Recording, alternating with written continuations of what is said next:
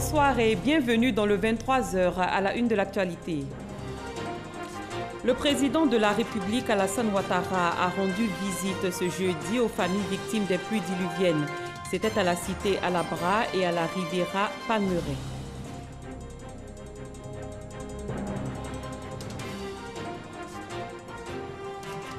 Avant cette visite, le chef de l'État a pris part à une réunion du Conseil national de sécurité.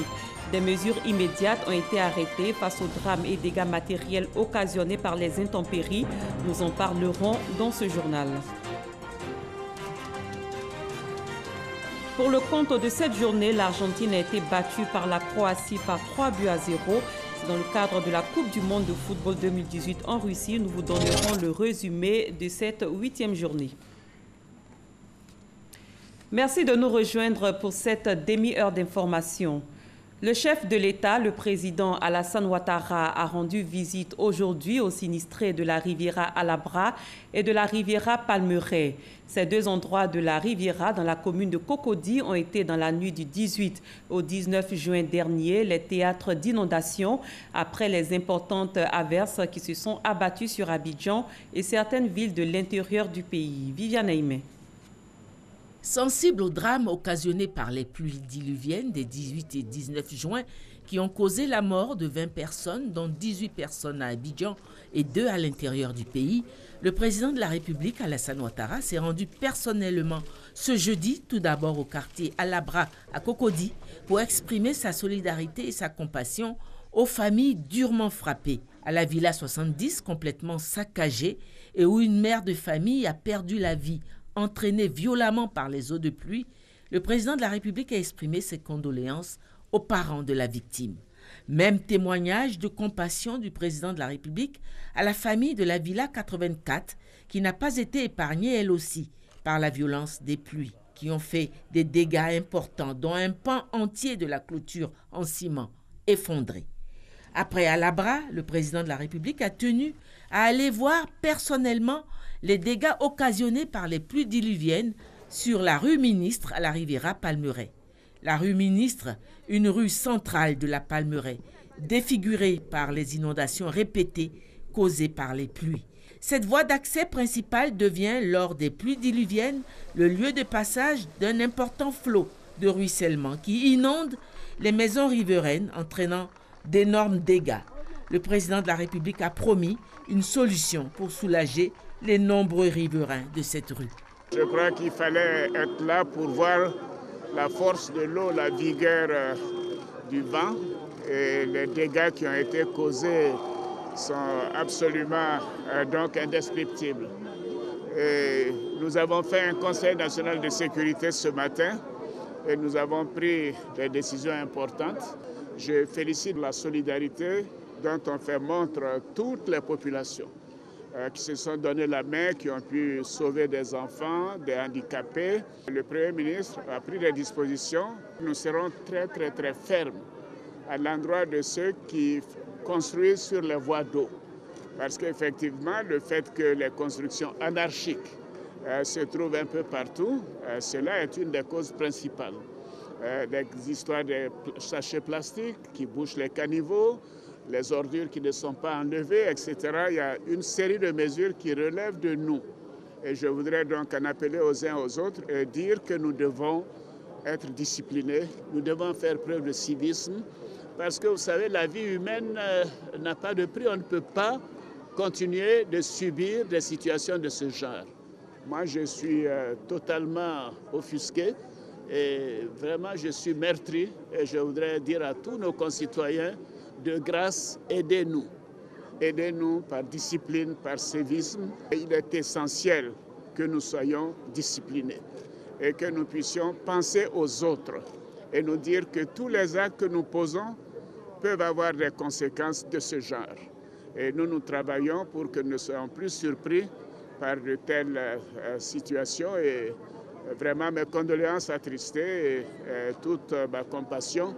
Et nous prendrons des dispositions. J'ai dégagé avec le ministre des Finances et le Premier ministre des ressources de 2 milliards de francs CFA pour essayer de résoudre une série de problèmes que nous avons examinés ce matin.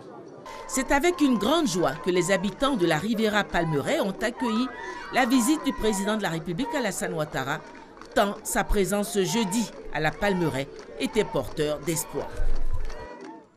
Avant sa visite aux familles victimes des pluies diluviennes, le président de la République a présidé une réunion extraordinaire du Conseil national de sécurité au palais présidentiel.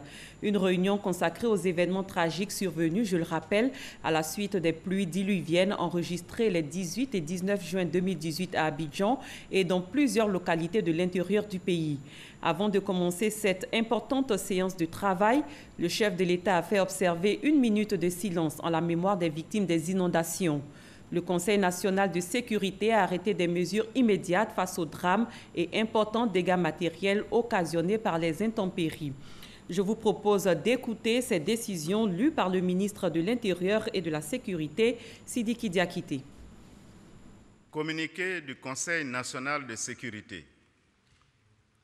Le président de la République, son Excellence M. Alassane Ouattara, a présidé ce jeudi 21 juin 2018, de 11h à 12h, une réunion extraordinaire du Conseil national de sécurité consacrée aux événements tragiques survenus suite aux pluies diluviennes enregistrées les 18 et 19 juin 2018 à Abidjan et dans plusieurs localités de l'intérieur du pays.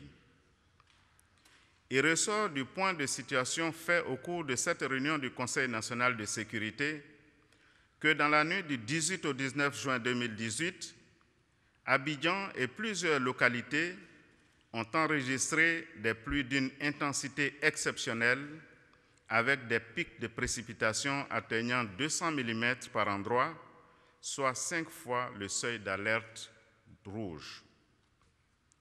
Les inondations causées par ces pluies ont entraîné de nombreuses pertes en vies humaines et d'importants dégâts matériels, notamment la mort de 20 personnes, dont 18 à Abidjan et 2 à l'intérieur du pays, le déplacement de 136 familles sinistrées, l'inaccessibilité de nombreuses voies de circulation, l'effondrement de plusieurs maisons d'habitation, l'interruption partielle de fourniture d'eau et d'électricité dans plusieurs localités du pays.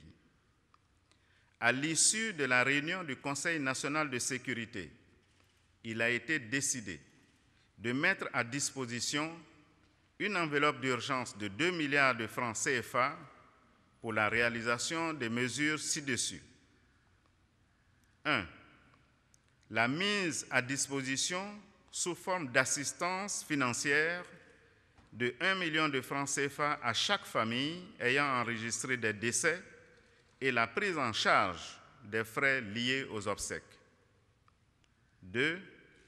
Une assistance en vivres et non-vivres pour les familles déplacées. 3.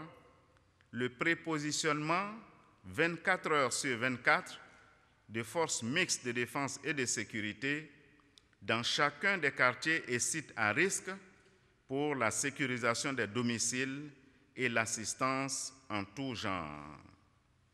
4e mesure, la mobilisation de 200 camions et 1650 militaires, gendarmes et policiers pour dégager toutes les rues des gravats et autres déchets charriés par les pluies et assister les populations pour le nettoyage de leurs domiciles. 5e mesure, le curage systématique de tous les caniveaux, notamment dans les quartiers immédiatement à risque. Le Conseil national de sécurité a également arrêté les mesures préventives suivantes. 1. La destruction des constructions réalisées dans les bassins d'orage et sur les ouvrages de drainage et d'assainissement. 2. Le déguerpissement de toutes les personnes vivant dans les zones à risque. 3. Le déploiement dans les zones à risque d'abris comportant toutes les commodités pour accueillir, le cas échéant, les familles déplacées. 4. La mise en place de postes avancés de premiers secours dans tous les quartiers sensibles. 5. L'intensification des actions de sensibilisation et de prévention, y compris les alertes météo, dans les médias audiovisuels et sur les numéros de téléphonie mobile. Face à ce drame, le président de la République a réitéré ses condoléances aux familles éplorées, exprimé à nouveau ses souhaits de prompt rétablissement aux blessés et sa compassion à tous ceux qui ont subi des dégâts matériels. Le président de la République, après avoir relevé que la Côte d'Ivoire, à l'instar de plusieurs pays dans le monde, est sujette aux conséquences néfastes des changements climatiques, a salué le Premier ministre pour la célérité avec laquelle le gouvernement a apporté soutien et assistance aux familles en détresse. Il a également félicité les forces de sécurité et de protection civile, ainsi que les agents de santé et les nombreux volontaires pour toutes les actions menées pour soulager les populations affectées. Le président de la République a instruit le Premier ministre à l'effet de prendre toutes les dispositions pour la mise en œuvre diligente du schéma directeur d'assainissement et de drainage du district autonome d'Abidjan, adopté en Conseil des ministres le 16 mai 2018. Le président de la République a lancé un appel aux populations afin qu'elles respectent les consignes de précaution et d'interdiction érigées contre les installations anarchiques d'habitation dans les zones à risque. Le président de la République a donné des instructions pour que les décisions du Conseil national de sécurité de ce jour soient mises en œuvre sans délai. Fait à Abidjan, le jeudi 21 juin 2018. Des pluies sont annoncées pour cette nuit. L'information a été donnée par le service météorologique. La population est appelée à la vigilance. La saison des pluies va se poursuivre jusqu'à la mi-juillet et même la fin du mois de juillet. On écoute ces prévisions. Les propos ont été recueillis par Ami Sissoko. À partir de cette nuit, pour Abidjan, on prévoit encore quelques cellules orageuses. Mais ces cellules orageuses n'auront pas la même ampleur que celles que nous avons eues il y a environ 2 jours. Nous avons encore quelques noyaux orageux qui vont bientôt intéresser la ville d'Abidjan et les autres villes aussi au niveau de l'intérieur du pays, telles que celles de Bondoukou et Bouna. Nous sommes toujours en saison des pluies et à chaque fois que vous avez une pluie, il peut survenir une inondation. C'est quelque chose que nous ne pouvons pas rigoureusement écarter. Déjà, nous avons eu une forte pluie. On a le sol qui est pratiquement saturé. Donc, une précipitation qui, peut-être en début de saison des pluies, n'allait pas avoir de fortes conséquences, peut avoir actuellement de fortes conséquences. C'est pour cela qu'on demande de toujours rester vigilant. Je vous donne lecture de ce communiqué. Pour cette nuit du 21 au 22 juin 2018, la cellule orageuse se déplace maintenant sur le centre, l'ouest et le sud-ouest du pays. Des vents forts, des rafales et de fortes pluies toucheront de façon imminente la région de Bouaké, l'ouest, puis évolueront vers les régions du sud-ouest. L'Office national de la protection civile invite les populations à plus de vigilance. Numéro à contacter 180 01 80 13 28 44 64 49 69 22 47 87 03 22 47 87 36. La pression démographique et l'indiscipline des populations sont des causes des inondations occasionnées par les pluies diluviennes. Le dossier de ce soir s'intéresse aux facteurs climatiques, à la spécificité du relief et à la question des infrastructures de drainage des eaux de ruissellement. Il est signé Grace Kando du service société de la rédaction de RTI 1. Les pluies diluviennes de la nuit du 18 au 19 juin dernier ont fait payer à la commune de Cocody le plus lourd tribut. Une dizaine de morts provoquées par des inondations récurrentes dans cette partie du district d'Abidjan. Comment expliquer ce phénomène apparu dans les années 90 avec des hauteurs d'eau allant jusqu'à 2 mètres? 2 causes, géographiques et urbanistiques, combinées à un facteur météorologique. Abidjan, dans sa géographie, présente plusieurs bassins versants qui accueillent les eaux de pluie et les conduisent vers la lagune ébriée. Vous avez des cuvettes, c'est-à-dire des dépressions fermées qui recueillent l'eau et ces zones-là sont des zones inondables. Vous prenez les fonds de vallée qui sont également des zones de concentration des eaux de pluie avant leur évacuation vers les exutoires qui est la plupart du temps la lagune. Ça aussi sont des zones inondables. Comme dans une couvette, ça se remplit et ça remonte en surface et ça aussi crée des inondations. À Cocody, le bassin versant de Bonoumin-Palmeraie couvre une dizaine de quartiers. Bonoumin, Alabra, Palmeraie, Riviera 2, soit 4 880 hectares. C'est en superficie 70% du territoire communal de Cocody. Lorsqu'il pleut dans cette zone, l'eau dévale vers les fonds des vallées de Bonoumin et de la Palmeraie avant de se déverser dans la lagune ébriée, au niveau de la Riviera Golfe, son exutoire. La zone la plus à risque s'étend sur plus de 4 km du quartier de la Palmeraie jusqu'à l'exutoire en passant par la Riviera Alabra. 495 hectares, passage obligé de toutes les eaux collectées dans le bassin versant de Bonoumin-Palmeraie. L'inondation se produit lorsque l'eau arrive sur une surface où elle se concentre et elle ne peut pas s'écouler. Dans les fonds de vallée, normalement, il ne devait pas avoir d'inondation. La difficulté dans les fonds de vallée, c'est que malheureusement, les gens viennent habiter les fonds de vallée. À partir de ce moment-là, les maisons qui sont dans les fonds de vallée deviennent un peu comme des obstacles à l'écoulement de l'eau. Et quand ça devient des obstacles à l'écoulement de l'eau, qui en principe devait passer par là pour aller à son exutoire, dès cet instant-là, il y a inondation. L'urbanisation massive d'Abidjan, conséquence d'une démographie galopante, compte aussi parmi les causes d'inondation. Les lotissements successifs ayant remplacé la forêt augmentent les volumes des eaux de ruissellement. Les infrastructures de drainage installées dans les années 90 ne suffisent plus à évacuer les eaux de pluie. Situation similaire dans ce quartier d'Angré. Ici, à chaque pluie, les eaux montent et envahissent rues et habitations depuis déjà plusieurs années. Nos ouvrages ne sont pas conçus pour recevoir ce volume d'eau. C'est impossible.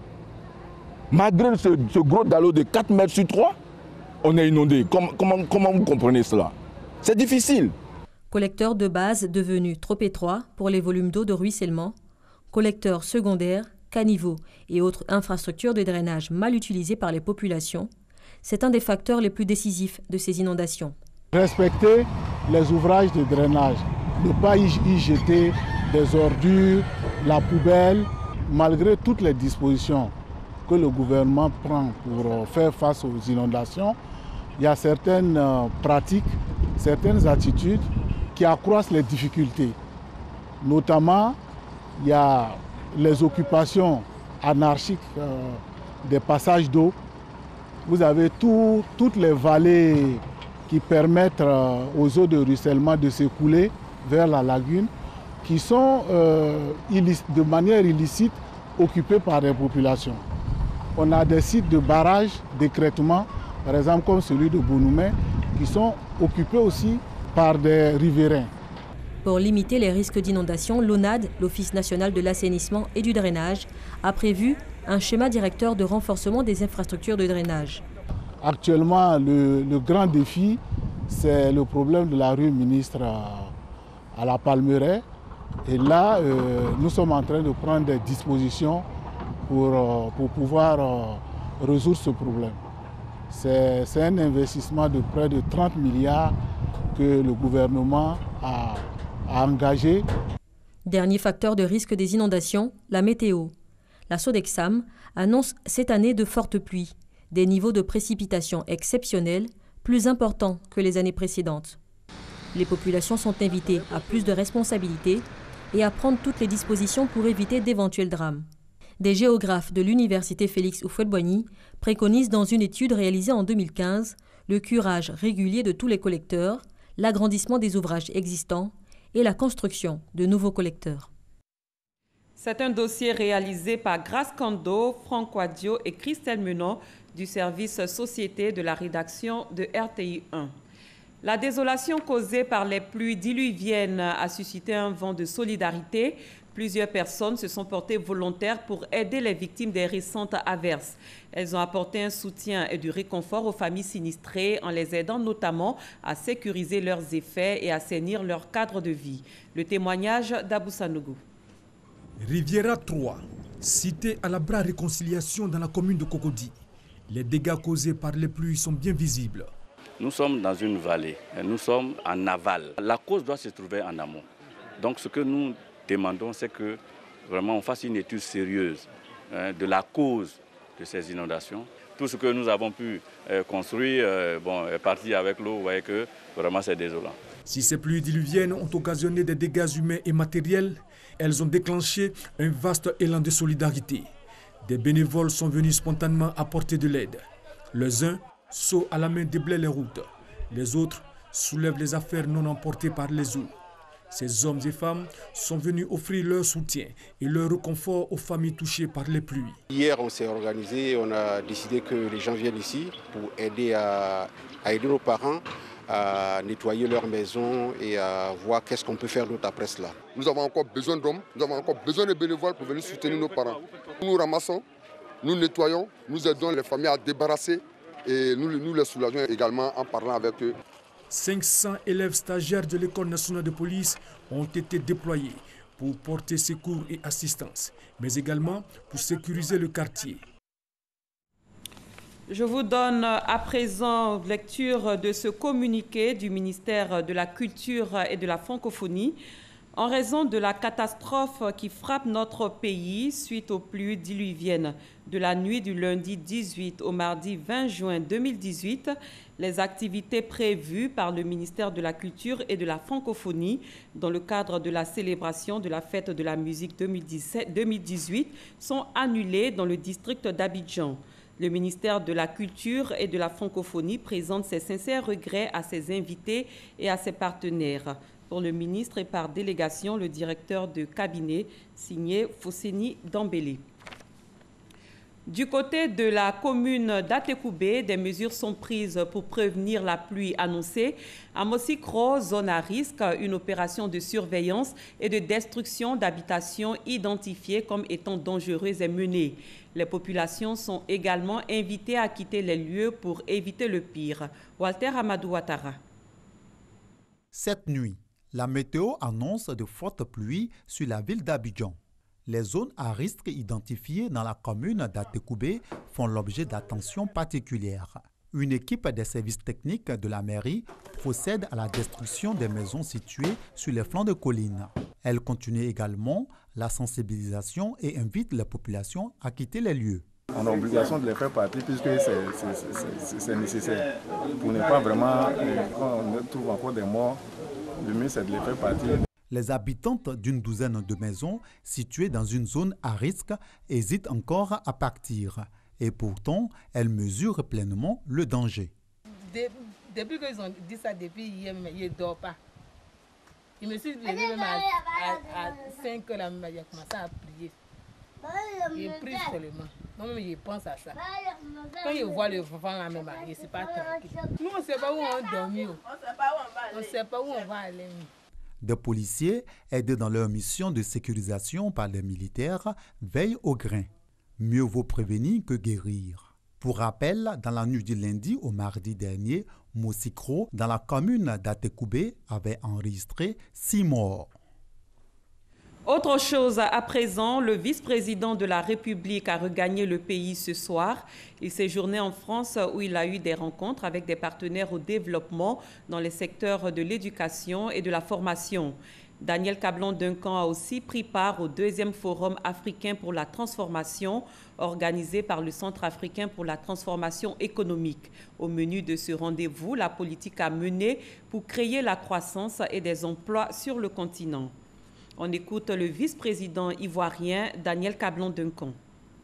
Vous me permettrez d'adresser nos condoléances les plus attristées, disons qu'aux victimes des pluies diluviennes qui sont tombées sur la Côte d'Ivoire en général et particulièrement sur Abidjan, et souhaiter un prompt rétablissement.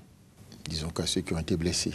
Ce que je note de manière globale, c'est que la région du Grand Est veut prendre sa place dans le développement de la Côte d'Ivoire Et il y a une grande mission qui comprendra une quarantaine d'entreprises qui va venir ici au mois donc, de novembre prochain. Pour certaines construire la prospection, d'autres investir directement au niveau donc, de la Côte d'Ivoire. En ce qui concerne le forum, le président de la République avait été invité par le chef de l'État Nana Akufo-Addo à, disons, Accra, pour participer à un forum qui concerne la transformation de l'Afrique. Il y a eu un bon échange pour montrer que l'Afrique doit pouvoir, disons que, augmenter ses ressources endogènes pour participer à son financement, d'une part, mais aussi le secteur privé doit pouvoir être écouté et donc invité à développer ses activités, non pas dans chacun des pays, mais au niveau donc, de l'ensemble de l'Afrique. Dans le domaine du logement, 55 agents d'une structure bancaire ont reçu les clés de leur villa située dans la commune de Cocody. La cérémonie de remise des clés s'est tenue samedi dernier en présence du ministre du Logement, de l'Assainissement et de l'Urbanisme, Claude Isakdi. Didier Nguessan, Franck Diou. Ils reçoivent les clés de leur logement. Ces travailleurs du secteur bancaire sont désormais propriétaires, un rêve qui se réalise rendu possible grâce à leur employeur. Évidemment, c'est une joie pour nous de recevoir ce logement dans la vie d'un agent. Le projet immobilier est quelque chose qui compte. Et donc c'est une joie aujourd'hui que ce rêve se transforme en réalité. Et nous sommes donc heureux, nous disons merci à la direction générale. Merci à tous les partenaires qui ont participé au projet. Aujourd'hui, c'est vraiment un jour spécial, un jour heureux d'avoir une maison. Une maison, cette maison elle est particulière parce qu'elle provient de ma banque. Située à la Riviera Abata dans la commune de Cocody, ces 55 villas duplex de 4 à 6 pièces constituent la première tranche de logement. La seconde tranche sera livrée d'ici à la fin de l'année. Au total, 107 villas de haut standing bâties sur 3,4 hectares pour un coût global de 4,7 milliards de francs CFA. Le ministre de la Construction, du Logement, de l'Assainissement et de l'Urbanisme s'est félicité du financement de ce projet immobilier. Il a exhorté l'ensemble du secteur bancaire à soutenir davantage l'acquisition de logements. Je disais tout à l'heure qu'il était important pour nous d'être là.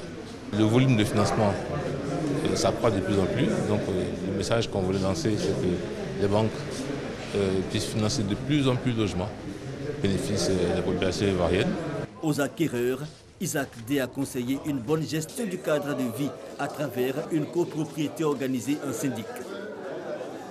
En politique, le vice-président du RDR chargé de la région du Sud-Comoé, Marcel Amontano, a appelé samedi dernier à Boisseau les militants à une adhésion totale au parti unifié RHDP. Il a aussi invité les populations à participer activement à l'opération d'enrôlement dont la fin est prévue le 24 juin prochain. Moussa Konati. C'est ensemble que nous réussirons le développement de notre région. Message du ministre Marcel Amontano, vice-président du Rassemblement des Républicains, chargé de la région du Sud-Comoé, aux populations d'Aboissou, à la tête d'une délégation de cadres du parti. Il appelle les militants à une adhésion totale au parti unifié, le Rassemblement des Oufouettis pour la démocratie et la paix, RHDP. Le RHDP, c'est le socle. C'est la famille Oufouettis qui se retrouve pour en entraîner peut-être même d'autres, pour leur dire, travaillons ensemble, aimons-nous, aidons-nous, développons notre pays pour nos enfants, pour nos petits-enfants. En plus de cet appel à l'union pour le parti unifié RHDP, Marcel Amontano invite les populations à se faire enrôler afin de figurer sur la liste électorale. Donc j'ai exhorté ceux qui ne sont pas fait enrôler à se faire enrôler pour avoir le droit de choisir leurs dirigeants, que ce soit au niveau départemental, communal, régional, national. C'est un droit qu'il ne faut pas déléguer à d'autres. Un appel entendu, les militants se disent prêts à participer activement à l'opération. On a commencé à sensibiliser les gens pour que les gens puissent s'enrôler, tout pour que nous puissions sortir toujours vainqueurs au RHDP. Je vais inciter mes filles à rentrer dans les quartiers et dans les villages, si possible, avoir les moyens de rentrer dans les villages, aller inciter les filles à aller se faire enrôler. La révision de la liste électorale se tient du 18 au 24 juin. Elle concerne toute personne âgée de plus de 18 ans. Coupe du monde de football 2018 en Russie. L'Argentine a défait la Croatie ce jeudi par 3-0. C'était au stade de Nijni Novgorod. Voici pour vous le résumé des 8e journées des phases de poule, résumé proposé par nos confrères de RTI Sport. Ce sont les habits célestes qui sont les premiers à se montrer menaçants avec une occasion franche sur un mauvais renvoi de la défense croate. Enzo Pérez, à l'occasion d'ouvrir la marque, mais rate l'immanquable. Menacée, la Croatie réagit immédiatement. Mandzukic est tout proche d'ouvrir la marque, mais sa tête manque le cadre. La pause intervient sur ce score vierge. Dominateur, les Croates ne laissent pas retomber la pression en seconde période. Sur une mauvaise remise de Mercado vers son gardien, Caballero se rend coupable d'une boulette qui est lourde de conséquences avec l'ouverture du score signé Ante Rebic. 1-0. Incapable de réagir, les coéquipiers de Lionel Messi encaissent un second but sur une frappe limpide de Lucas Modric. Rakitic, en fin de partie, s'invite à la fête avec un 3e but. Je vous refais lecture de ce communiqué de l'Office national de la protection civile. Pour cette nuit du 21 au 22 juin 2018, la cellule orageuse se déplace maintenant sur le centre, l'ouest et le sud-ouest du pays. Des vents forts, des rafales et de fortes pluies toucheront de façon imminente la région de Bouaké, l'ouest, puis évolueront vers les régions du sud-ouest. L'Office national de la protection civile invite les populations à plus de vigilance. Numéro à contacter 180 01 80 13 28 44 64 49 69 22 47 87 03 22 47 87 36. Fin de cette édition. Merci de votre fidélité. Excellente fin de soirée et surtout restons prudents en cette saison pluvieuse. À très bientôt.